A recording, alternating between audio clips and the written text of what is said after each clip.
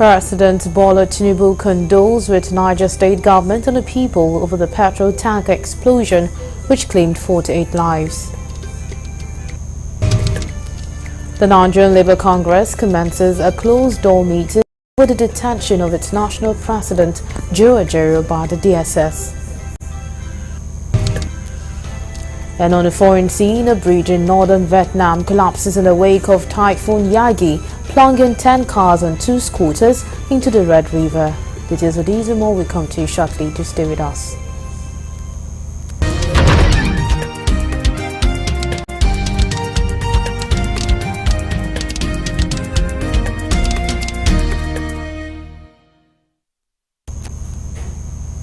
And now the news in full.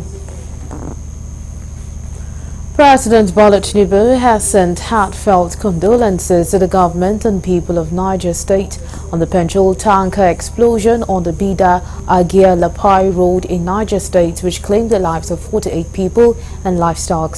This was contained in a statement signed by the Special Advisor to the President on Information and Strategy, Bayo Ononuga, on Monday. President Tinubu commiserated with the families of the dead and injured victims. He also sympathized with the owners of shops affected by the tragedy. He prayed for the speedy recovery of the injured. According to the Niger Emergency Management Agency (NEMA) and the Federal Road Safety Corps (FRSC), many people were injured in the accident, which also involved a truck loaded with cattle and passengers. The president commended the federal and state emergency agencies for the swift response. He similarly commended the good-spirited Nigerians who mobilized to the incident scene to assist the victims.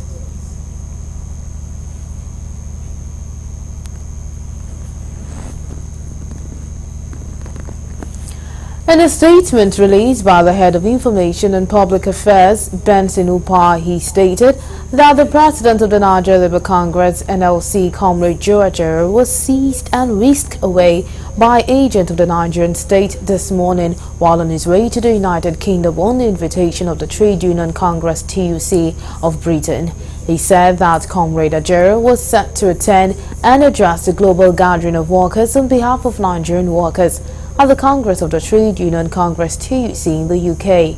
He further added that the union is yet to ascertain his whereabouts or his state of health, as all efforts to get in touch with him have proved abortive.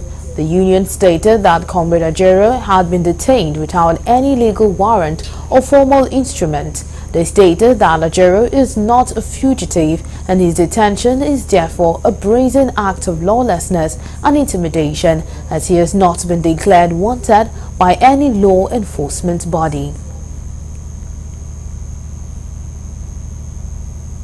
Now speaking on the arrest of the NLC chairman, we have Fumi Sesi, who is the NLC chairman of Lagos State, and we have Dennis Amachere, former Assistant Director of DSS, who will be joining us via Zoom.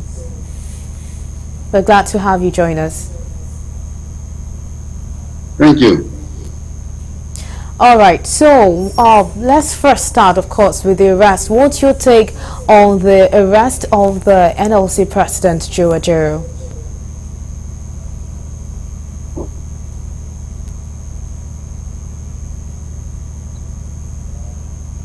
Is that with me? Yes, to you, Mr. Dennis. Oh, okay. What's my reaction?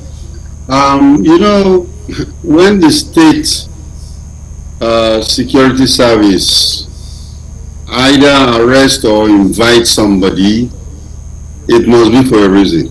They just don't go out and arrest people just like that. So there must be a reason behind it. And of course, apparently he was picked up at the airport. That means that his name was on the watch list. And if his name is on the watch list, sometimes it is not the DSS that is looking for him. It's another agency that is looking for him. But the DSS is the repository of all the watch listed persons in Nigeria. So, and you can see after he was picked up, he he was handed over to the NIA, which is the National Intelligence Agency. And you have to realize that the National Intelligence Agency is the security agency that deals with threats to national security that are outside Nigeria. You know, so there might be some reasons why the NIA wants him. And I think we have to allow the due process to be followed. I'm not happy to hear about pressmen saying that he was abducted, he was this, he was kidnapped, and all those kind of stuff. We have to realize that yes, Ajero is holding a very sensitive position, but he's not above the law. So if there is something that is complicit with, you know, then the security agencies will deal with it at that time. All right. I don't know if we have Fumi joining us. But well, if we don't, we carry on, Mr. Dennis, of course, as you've said, concerning the arrest. But again, reaction to, let's look at the allegations leveled against the leader, Joe Ajaero. What's your reaction to the allegations leveled against him? What are the allegations? Of course, you know, treason and, you know, there was one that the police had some allegations about terrorism financing, which they invited him to come, and he went down to the police headquarters with his lawyers, and they talked to him, and after a while I think they allowed him to go. Now this is a different case altogether. I think we realize that. And the police might be dealing with terrorism financing, criminal offenses and stuff like that. The DSS and the NIA are dealing with more deeper security issues, and I think we have to wait for them to tell the whole public, because they will. They are not just going to arrest him incommunicado. Okay, just so you could throw in more light, and especially as someone who has worked in the DSS, how would you advise the government to, you know, handle this matter in a way that ensures due process is followed? There is no advice there. The government will follow due process. The government will follow due process, and I think they are following due process. You know, I'll tell you one thing about watch lists. A watch list is a list of people that are of security interest. They don't have to be guilty or not guilty, but they are of security interest. Now, if they are traveling, usually at the airport, they will be stopped from traveling. Some countries call it watch list. Some countries call it stop list. You know, so it is not unique to Nigeria. And as long as they've stopped him and they've taken him to their office, they are going to, you know, interrogate him. Now, like I mentioned to you earlier, this particular case might not be a DSS case, because they are not the ones talking to him. They actually handed him over. So if the NIA has people that they want to be stopped, they can send it to the DSS. Even the police, the immigration, EFCC, NDLA, if they have people that they want to stop from traveling, they send it to the DSS. And the DSS will now watch out for those people. And when they see them, they now pick them and then transfer them to the original requester. And I think that's what they've done. They've sent them to the NIA. So the NIA will now go ahead and do their job. And then, of course, people will hear what the offense is, or maybe he's just there to help them clarify certain issues. All right. right, thank you so much. That was Dennis Amatri, the former Assistant Director DSS. Thank you so much for being a part of the news at this time. We appreciate. Thank you for having me. All right, and now to carry the rest of the stories. Following the detention of the president of the Niger Labour Congress, Jurajero, by the Nigerian government while on his way to the United Kingdom to attend a global workers' gathering, the NLC has commenced a closed-door meeting. The head of public relations, NLC Benson Upah, made this known in an interview with our correspondent on Monday. According to Upah, agents of the Nigerian state seized Ajero without a legal warrant or formal instrument, and his whereabouts and health status are currently unknown. The NLC has condemned the detention as a brazen act of lawlessness and intimidation and demanded Ajero's immediate and unconditional release. Ajero is set to address the Trade Union Congress in the UK on behalf of Nigerian workers, discussing critical issues like workers' rights, social justice and economic fairness. Upah said the NLC has put its affiliate state councils and civil society allies on high alert and vowed to protect workers' rights and not be cowed by oppressive tactics.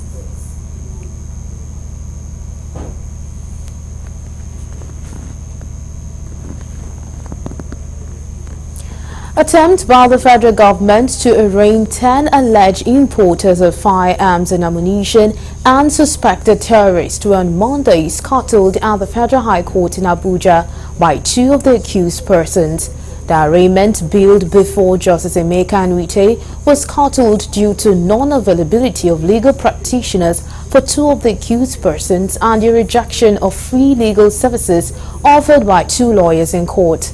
The 10 accused persons are Ali Samson Ofoma, Ukechukwu Gabriel, Kingsley Imbibi, Chinansa, Obodo Maxwell, Akinkwade Mayowa, Augustine John, Osumini Kennedy, Ajala Wahab Faburo, and Tolulope Ogundepo. They were accused of allegedly importing into Nigeria prohibited 844 firearms and over 112,500 rounds of cartridges concealed in plumbing materials in a container with, on June 20, 2024 at One in Port Harcourt, contrary to Section 3, Subsection 6 of the Miscellaneous Offences Act 2004.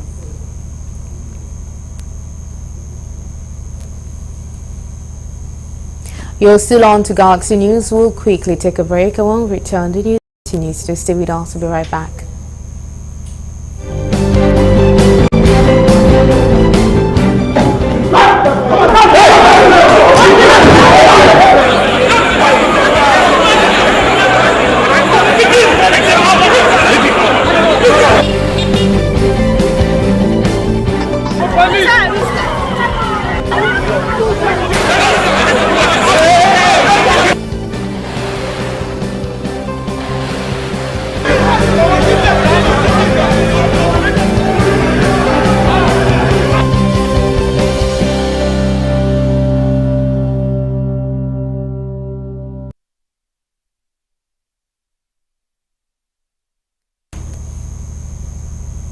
We're glad to have you back. Now, for more updates and latest news, please visit our website www.galaxytvonline.com. Connect with us on our X handle at Galaxy TV. Subscribe to our YouTube channel, youtube.com/GalaxyTVNews. You can follow and interact with us on our Facebook page, facebook.com/GalaxyTV. Don't forget to follow and tag us on our Instagram page at Galaxy TV. You can also avail our eyewitness feature via WhatsApp.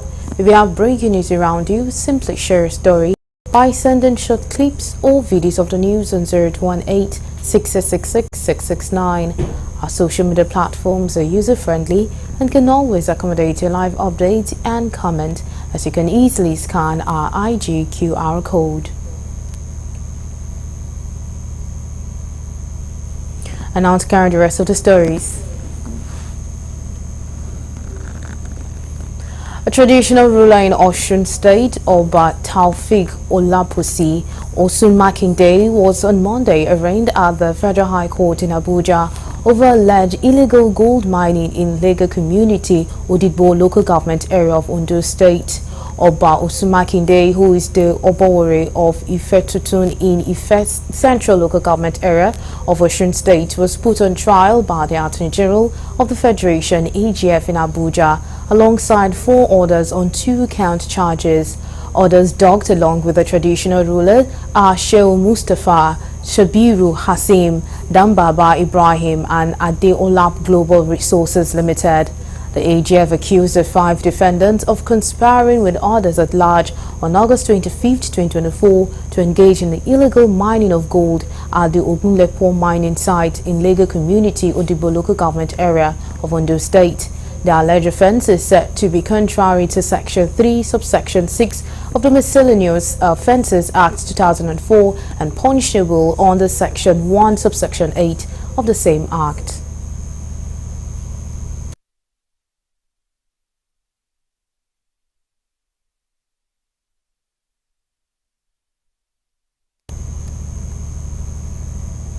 The federal government has directed the exclusion of third-party research grant funds of federal universities and research institutions from the Treasury single account.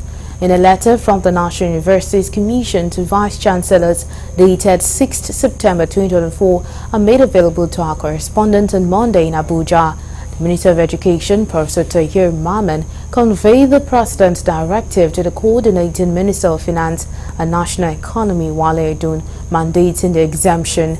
The directive also granted universities and research institutions the autonomy to operate their endowment fund account in commercial banks. This move is expected to enhance the financial autonomy of universities and research institutions, promoting research and innovation in the country. The letter from the NUC, signed by the Acting Executive Secretary Chris Miyaki, indicates that the National Universities Commission received the directive from the Honorable Minister of Education.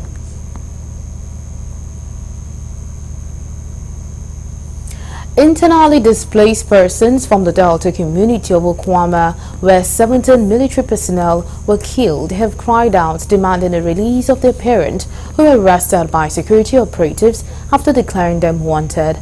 The IDPs are calling for the release over what they described as the health challenges and the inability of those they left behind to cater for themselves. Correspondent Dele Fasong completes the story. The mood at the internally displaced persons camp in the agrarian Delta community of Okwama was a sober one, as the displaced persons wander from one end to the other, awaiting the news of the return of their breadwinner. Speaking on the issue, the chairman of the Delta IDP Camp Management Committee, Mr. Abraham Obodo, called on the security agencies to take the arrested persons to court rather than keeping them in custody. We were expecting that as soon as those arrests were made, we're not stopping government from doing any form of arrest. That they should just follow the system, take them to court with the evidence, let them go and test those evidence in the law court. And if the court says yes, on the weight of evidence, these people cannot be released, they have to stay in custody, then so be it. Also speaking, the children and brother of the arrested persons expressed displeasure over the continued detention of their breadwinner, while also lamenting over their state of health. I'm Holly Adobo. I'm a doctor to Chief Bevis Adobo, who was apprehended on the 19th of August by some men who claim to be DSS from Abuja. Since when they apprehended, we have not heard from him. They don't even know the reason why he was arrested. My dad, before they took him, he was not feeling well. I don't even know how he's feeling right now. Please, I'm calling on the federal government to please come to our aid and help us rescue them, please. We received a news from Ugeli that this is going to 2 weeks now. Unknown men with uniform, army and police, they came to our house with 2 vans and they carried my father, Mr. Dennis Okugbare. This is 2 weeks plus, and my dad is over 73 years old, very sick. They did not allow him to carry his drawers. They were pushing him and they carried him inside the vehicle and they took him to unknown destination. I'm Charles Adogo, an elder brother to Honorable Chief Davis Adogo. We have not had any information. We have not been able to establish any contact with them. If you call the number, sometimes the number will go and they will busy or they will switch off the phone. So we have not heard, we don't know anything about them, we don't know where they are able to take him to. Story. So we are tired of this. We have also made some effort. So we are calling on the appropriate authority. We are calling on the President, Bola Ahmed Tinubu, who is a Democrat, to come into this issue.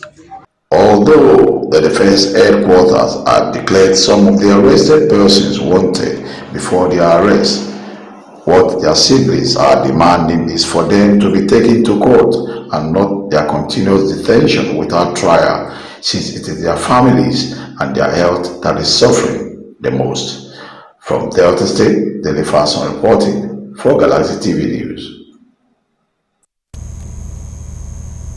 And I'll move over to the foreign desk for more news.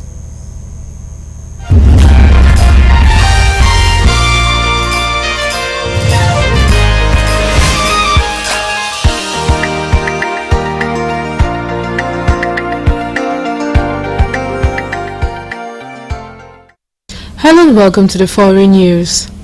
A busy bridge in northern Vietnam has collapsed in the wake of Super Typhoon Yagi, plunging 10 cars and 2 scooters into the Red River, Deputy Prime Minister Ho Duc Phoc said on Monday. It is unclear if there are casualties resulting from the collapse of the Phong Khao Bridge in Phu Tho Province. At least 3 people have been rescued and 13 are missing. Part of the 375-meter bridge is still standing, and Ho said he had instructed the military to build a pontoon bridge as soon as possible. Yagi, Asia's most powerful storm this year, has killed at least 59 people since it made landfall in Vietnam on Saturday, bringing strong winds of up to 203 kilometers per hour. At least 44 victims were killed by landslide and flash floods, the country's Ministry of Agriculture and Rural Development said on Monday. A 68-year-old woman, a 1-year-old boy and a newborn baby among them. More than 240 people have been injured, while some 1.5 million are still without power. Nearly 50,000 people have been evacuated from coastal towns in Vietnam, with authorities issuing a warning to remain indoors. Schools were temporarily closed in 12 northern provinces, including Hanoi, before hitting Vietnam. Yagi left 24 people dead across southern China and the Philippines. Scientists say typhoons and hurricanes are becoming stronger, more frequent and staying over land for longer due to climate change.